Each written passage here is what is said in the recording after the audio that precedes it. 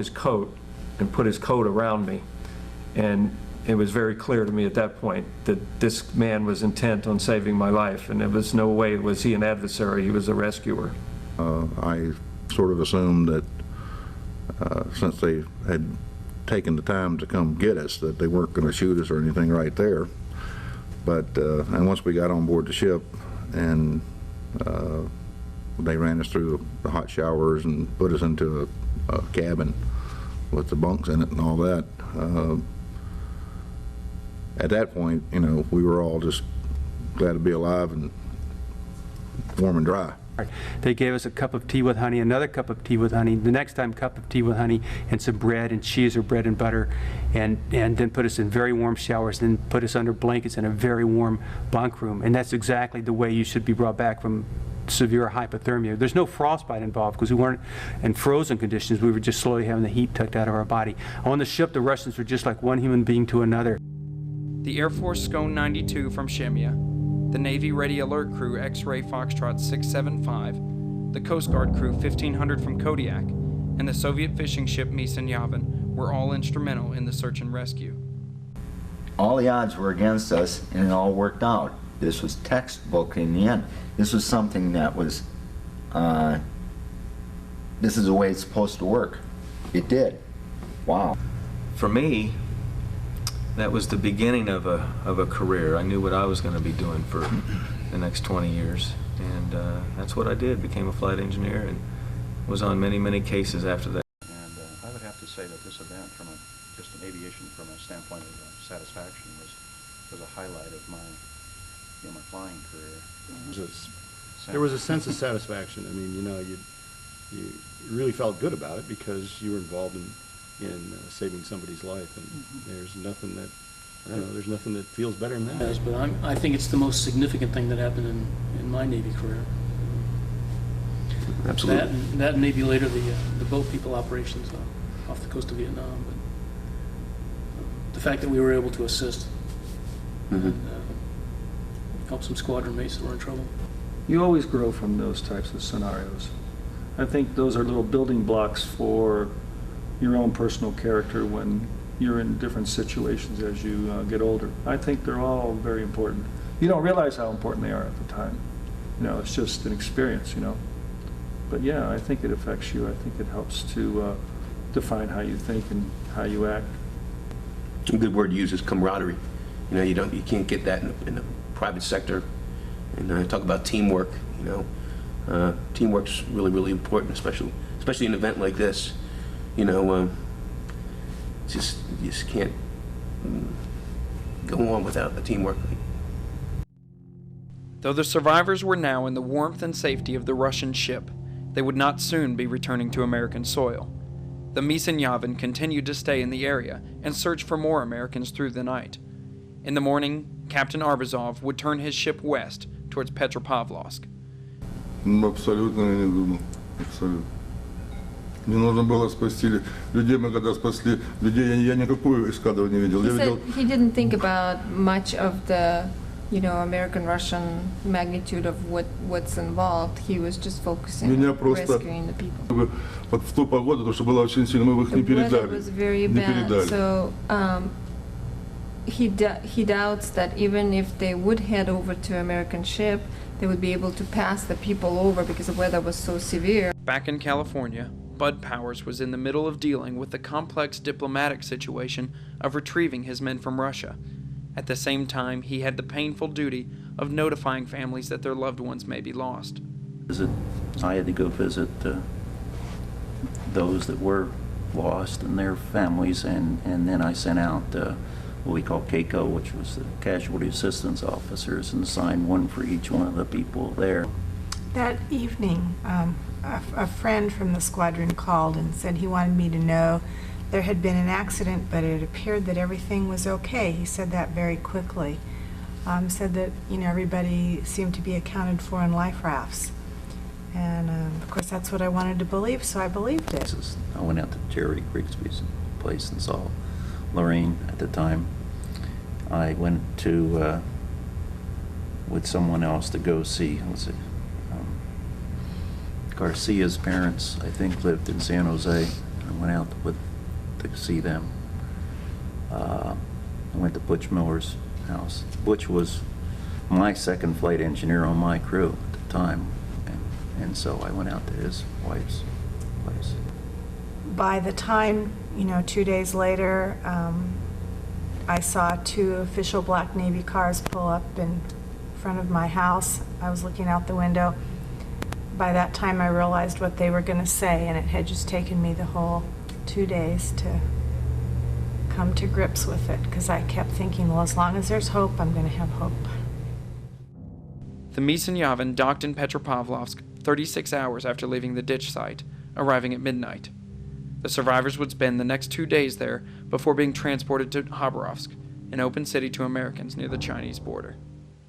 We pulled into the port scene in Petropavlovsk, and we said, wow, this is really something, because this is one of the places where all their submarines come out of, and here we are pulling into it. They had now, in Petrovoslavsk was a closed city. No Americans were allowed there, but it was odd that we had English magazines that were there. So we were set, they were prepared for us. It was around midnight local time, and there's bright spotlights on the dock, and it's pitch black and cold, and there's this bus idling over on the side, and these big shots who are very well dressed in Western style clothing come on the boat, and then we all get ushered off the boat and into this meeting building, and I guess there was some transfer of custody. As far as their questioning goes, I don't feel like it was probing, and there was never an interrogation of the sort that you would envision under those circumstances. They were, I think, more of the eavesdropping sort of maybe we'll say something, maybe we'll do something, and there was obviously somebody around for that purpose, and I didn't find that out of the ordinary by any means, and it would just be a normal precaution on their part, and not threatening in any way, really. I never felt threatened, I never felt coerced, and they were most accommodating, and I owe my life to them. Negotiations were completed for transfer of the survivors back into American hands. The 10 survivors and the bodies of their 3 deceased crew members were flown to Japan, where they would spend several more days before returning home. What was a joyful reunion for some was heartbreaking for others.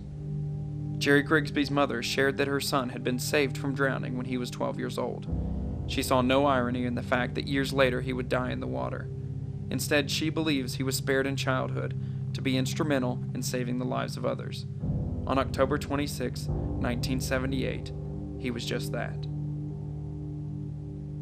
In the months and years to follow, life would slowly return to normal for all those involved in the events of October 26th. Some of the survivors would have the opportunity to participate in Operation Boat People and help save refugees who were fleeing communist control in Vietnam. There would be a Reader's Digest article written along with a poem by renowned Russian poet Yevgeny Yevtushenko. 3 of the survivors would serve 20-plus years in the Navy, and the remainder would enter the civilian job market. For the most part, the survivors of Crew 6 would live the next 2 decades with little interaction. The experience, however, had left its mark. I thought my career was over, I'll be honest, when that ship, or when the aircraft hit the water. And I didn't know that. I said, I didn't know he thought. I really did. I said, well, I'm done. And so we'll finish out this tour if they let me, and then I'll go on to other things. And I started, not too long after, started planning and thinking of what I wanted to do next, because I wasn't going to be in the Navy too much longer. Well, I saw a great strength in the man that I married, and I knew that he was there. I knew it was there. When I saw him fight like he had to do what he needed to do for his guys, I already knew it, but I saw it. And it was nice, because it was a great expense to himself and his career, which who cares? At a time like that, when you got men down, you got overseas, you got an international incident, and he was still fighting to bring them back, because that was the most important thing, is go get what you've got and get them back here, so that nobody has time to think about doing anything else. In the late 1990s, former Moffett Wing Commander Captain Andrew Jampelier began research for a book to chronicle the events of the ditch and rescue. His finished product, ADAC, The Rescue of Alpha Foxtrot 586, was published in 2003 and served to rekindle the bond between the survivors. 26 years after the ditching of Alpha Foxtrot 586, the survivors, former VP9 commanding officers, members of the SAR crews, family members, and friends were all able to gather together for a reunion in Las Vegas, Nevada. Only Master Chief Shepard was unable to attend the event. Cindy Meddy, wife of SAR Crew 11 NAVCOM Dennis Meddy, worked tirelessly to put together an extraordinary reunion weekend that culminated in a formal dinner on the night of October 26. The evening was a mixture of celebration and remembrance, with Reverend Wayne Brown commencing the program with a prayer, followed by Amazing Grace being played on the bagpipe by Gordy Alder. Reverend Tom Maddock and Matt Gibbons delivered emotion-filled presentations of the crew members who were lost, and remembered Gary Hemmer, who survived the ditch but has lost a battle to cancer. A series of speeches and memories followed, recounting the contributions of the SAR teams. Jerry Grigsby's closest friend, Larry Carr, presented a bottle of scotch that Jerry had given him just prior to the ditch, and the group toasted the memory of Jerry and his excellent airmanship. It was a time for laughter, for tears, for reflection, and most of all for thanks to those who were instrumental in saving the lives of the men aboard Alpha Foxtrot 586. Sure, there were so many key events throughout that. You know, a key event of a great man who was able to pilot a crippling airplane into the sea. That had never been done, this type of an aircraft. Great men who enabled me to survive in my life raft. Great men, even through Cold War times, are just men just like us that came to our rescue and showed us that humanity is not just your neighbor back home, but is worldwide. I'd like to thank everyone who helped me stay alive in that raft. John Ball, Matt Gibbons, Howard Moore, and all the Russians and the fishermen and everyone who plucked us from the sea and gave me another 26 years of life. Thank you. Of course, I think I owe more than I can ever say to all those people and more. But it's kind of unique in the experience that a lot of this would not have happened had not Andy Jampola written a book about it and put the bigger picture together. And I don't think I realized a lot of the behind the scenes that were going on that led to that. And and the book alluded to it. If any one part of this chain had not happened, you know, I wouldn't be around. Of course, thank you. I mean, I can say it a million times. It's just there's great things, and I'm so glad we're all able to be here and show them that appreciation. And I think from the other end too, if I were able to be overhead somebody and save their life, I wouldn't expect them to give me $1 million. You know, I know how they feel. They've been given life. It's a great feeling. Half my life has been doubled. I was 26 at the time. 26 years later, so I'm still here. It's great to be here. But the biggest thing I really think is that I know there's a lot of work, a lot of people involved that affected our rescue. And the only thing I can say to them is that thank you, because without their efforts, of course, I wouldn't be here. My daughter wouldn't be here. And all of the other things that in my family and life that I've done for the last 26 years that wouldn't have been possible without them. So thanks to all of them. Well, to all the SAR crew and everyone that was on the group, I certainly owe obviously a debt of thanks to all those. I feel a special kinship for Bill Porter. Bill experienced a personal tragedy right after our event, and my heart goes out for Bill and all these years, and I've you know, had several occasions to meet and talk with Bill, but I think of Bill a lot, and I think of how life would have been totally different for him, perhaps, if he had not been a big part of our lives and the rescue of us. And Bill has a special place in my heart. Well, that was excellent with all of the participants. The Russians were involved, but one of those dominoes was the Air Force. If they hadn't found us, there would be nothing to find. The Coast Guard found the ship and brought it back to us. There would have been nobody to pick us up. The Coast Guard kept on station until the airplane from the Navy finally got there, the Ready Alert as we call it, and then they tracked on. And now I can thank them all for that, because everybody had a participation or part in this. But the guy who reached down and grabbed me out of the water was Russian, so that's where my thanks is primarily. Thank you.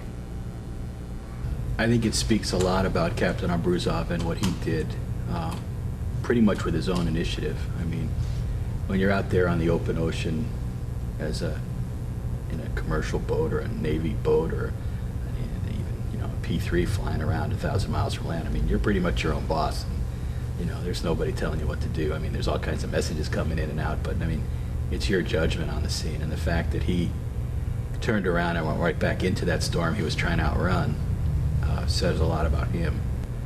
And the fact that the State Department and the Pentagon and the Carter administration, they all did not flinch, did not hesitate. They went straight to the Russians and asked for help. It says a lot about them that we truly weren't expendable. I guess going away from it, the small things in life I found are small. You know, what really matters is family, you know, the love that you can have for your other mankind, and the hope that things in the world will progressively get better. So, looking back, I'm 48 years old today. You know, 26 years ago, I was just a kid. As a kid, I was looking for guidance and leadership through what I can look back now at were kids then. Even the officers in our crew, they were young, 24, 26 years old too.